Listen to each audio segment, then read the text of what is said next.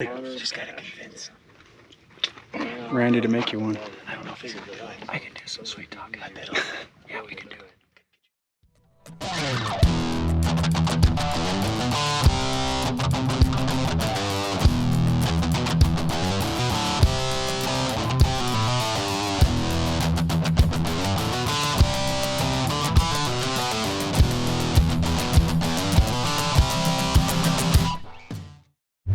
Check this out, guys. Gabe was cool enough to turn the keys over in the RS+1. Let me do a little test ride. Check this thing out. Look at the rough. We're gonna do a walk around on this thing in a minute, but dude, so excited about this.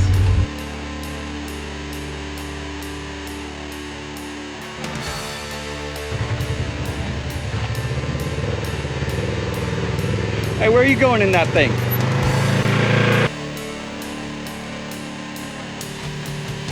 Hit it.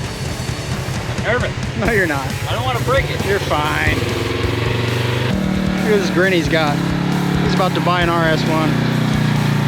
Now that's what we call slow rolling, baby. Dude. So smooth. Dude, since June is Pride Month, why don't you just come out and say you're a Polaris guy? I'm sure I triggered everybody that we're looking to trigger. You just triggered every Everybody. single If person. you don't like it, I don't care. Yeah, it's fine. It's a joke. I don't know. If I had one of these, I'd be all over it. Dude, you could bring one extra person, just like you told me. That's true. You just gotta convince Randy to make you one. I don't know if he's gonna do it. I can do some sweet talking. I bet. Yeah, we can do it. Okay, so we're off Camber Industries. We're out here with our friend Gabe, aka Gabe Ruth, greatest there ever was, and Randy. So this is Gabe's new car, the RS1+1. We've shared a few pictures of this thing already.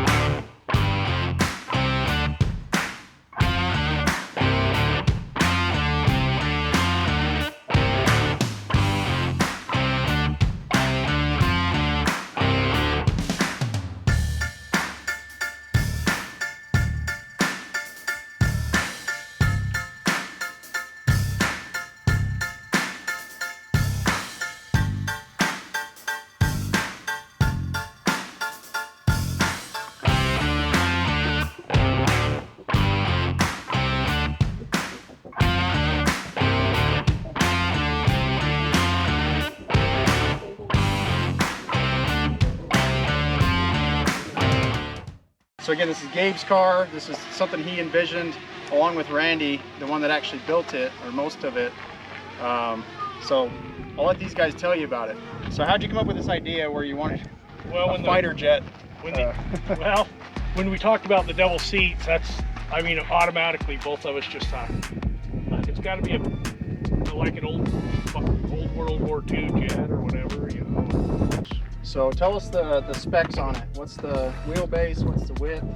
It's 113.5 wheelbase and 77 inches wide with this. Okay, so 113, I think my car is 117, so it's within about 3.5 inches lengthwise, wheelbase-wise of a Turbo S. Width-wise, it's about the same because he's on 4-inch portals. Randy, what did you have to do to this thing to turn it into what it is? Well, There's a lot. The first objective was to keep it looking like it was factory, you know, not door panels and stuff like that. So this is pretty much an original cockpit. We moved the gas filler cap from out here, filled this in on the door. What we did here, this is a factory door, and we had to remanufacture the steel part and cut this down. So it's a little bit shorter than the front door then. So yeah, it's about 4 inches shorter than the front door. The inside was probably this part right here, one of the hardest parts of the build. We had to rebuild the whole floor. That's all manufactured floor. So this is where we did most of our welding and stuff. This car stretched 30 inches from brand new. Oh wow. Yeah. Had to build right here.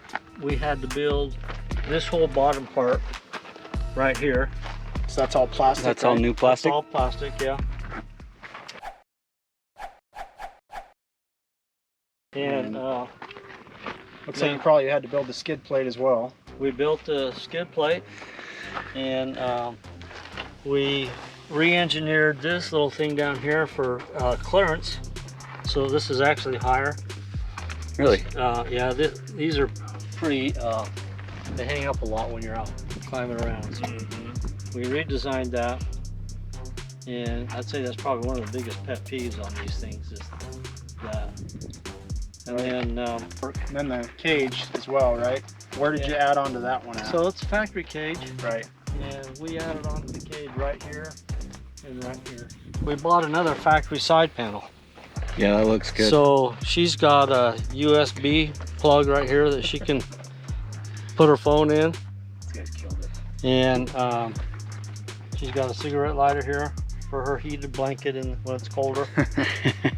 And then we had to this is a factory door. We had to remanufacture this to kind of coincide with all Kind of mold in the there. stuff going on here. And then of course on this side we did the same thing. Built all this plastic here. That's pretty much the basics. There's probably other stuff, I just can't remember. Yeah, I mean, from there, it looks like there are a lot of other parts, but as far as custom work, it's a lot of plastic work, sounds like fabrication, and just trying to keep that factory look, and they did a great job. Beautiful job. Dude, if you look in this thing, there's no way you wouldn't think this thing rolled off the showroom floor. It's that good. Like when you see it in person, like if you looked in there, you would go, shoot, when did Polaris start making front back RS2s or RS1+1s, man? Well, It's that good. Randy's gonna do a 4-seater and see if we can get one that's less than a Can-Am Max. I think we can do I it. think for sure we can do it. Yeah, he's got full HCR, fully built. Some nice 35-inch Roxxzillas, 4-inch portals. Are they 30% reduction? 30%. 30% gear reduction in the portals. When Jerry owned the machine that I bought it from, he took it down and had the lowest gearing he could put in. They even had to grind the case to put the, so he figured he was about 60%. Wow. Because he ran 35s without portals, and then I put portals on it, which I didn't know if it'd be too much, but I thought it's easier to change the gears than it is to sell the portals. So we just went with the 30s, and I'm totally. Now you're a 90% reduction? Well, I guess if you had know how that'd 30s, 29s or whatever they come with. Oh, sure. 15%, 65. There's a little bit of Another correction 10, there. about 70. So overall, 75% gear reduction in low from standard. That's crawling, baby. Wow. That's where you don't need the power though. Like I barely had to touch the pedal coming out of here. Like Oh yeah. it just pretty much cruise controlled out. Yeah. So good.